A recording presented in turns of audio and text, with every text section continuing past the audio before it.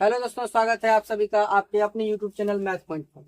तो आज हम लोग जो है क्लास 10th के मैथ पढ़ेंगे, जिसमें एक्सरसाइज 7.2 के प्रश्न संख्या 8 को हल करेंगे।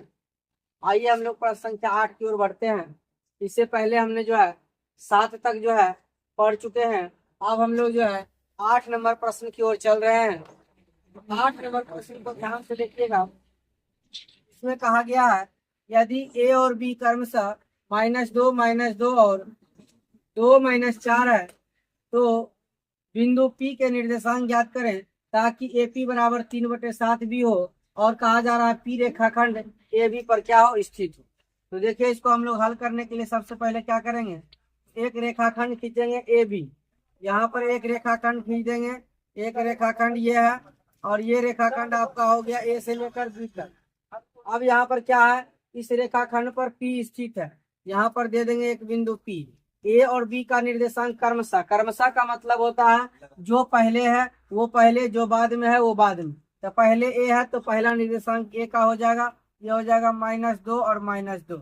उसके बाद दूसरा निर्देशांक 2 - 4 बी है बाद में, तो बी निर्देशांक हो जाएगा 2 - 4।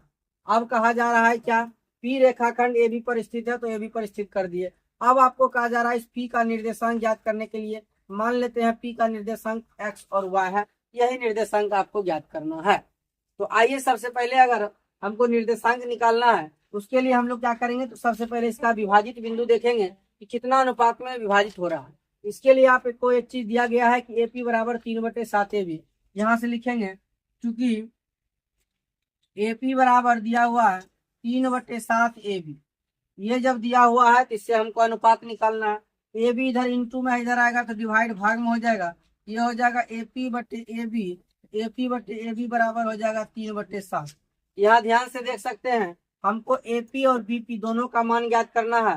यहाँ हम लोग जानते हैं ऊपर वाला ऊपर का वैल्यू, नीचे वाला नीचे का वैल्यू। तो हम लोग क्या कर सकते हैं, ये जो AB रेखाखंड है, ये AB पूरा रेखाखंड है। और इस रेखाखंड को अगर हम लिख सकते हैं, इसको लिख सकते हैं दो भाग में, AP या प्लस में PB। यहाँ से इसको देखिएगा, लिखेंगे AP या AB को लिख देंगे AP या प्लस PB।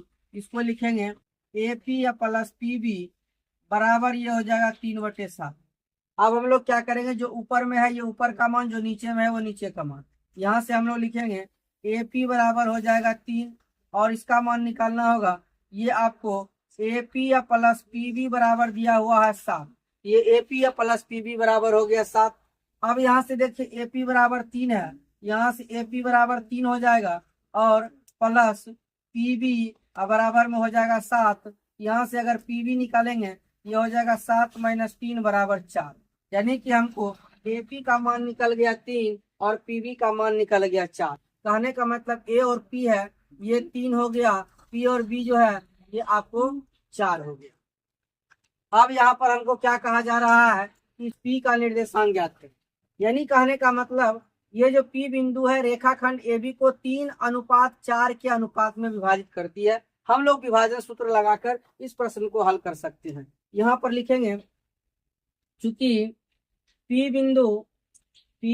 बिंदु रेखाखंड AB को, P बिंदु रेखाखंड AB को क्या करती है, AB को 3:4 में विभाजित करती है।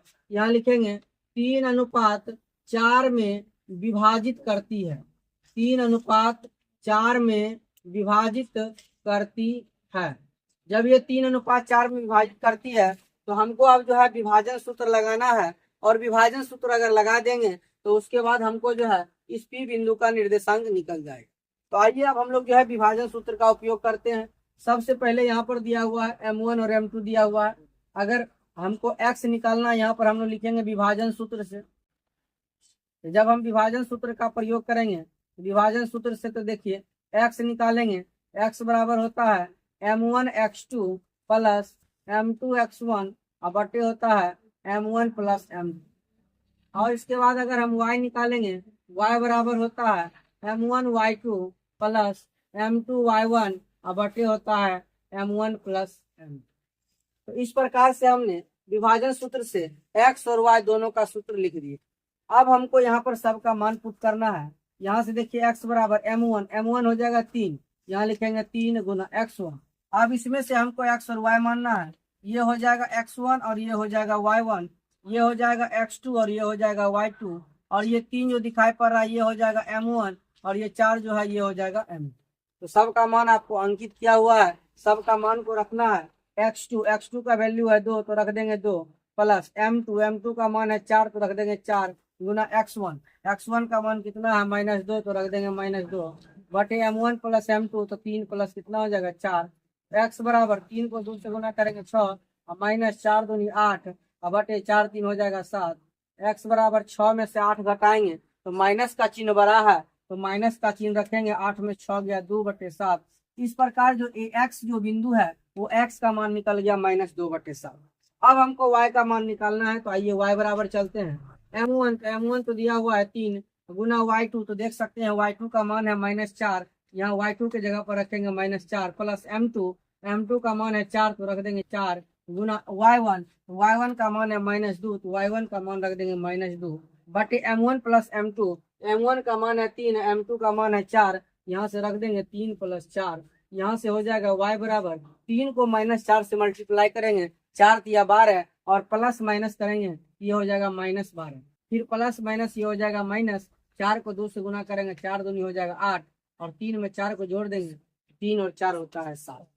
इस प्रकार से हम लोग देख सकते हैं ये जो y बराबर है 12 और 8, क्योंकि दोनों माइनस साइन है, माइनस माइनस होता है प्लस, लेकिन साइन जो होगा वो माइनस का होगा। 12 में 8 को जोड़ेंगे तो ये हो जाएगा 20/7, यानी x का मान आ गया -2/7, y का मान आ गया -20/7।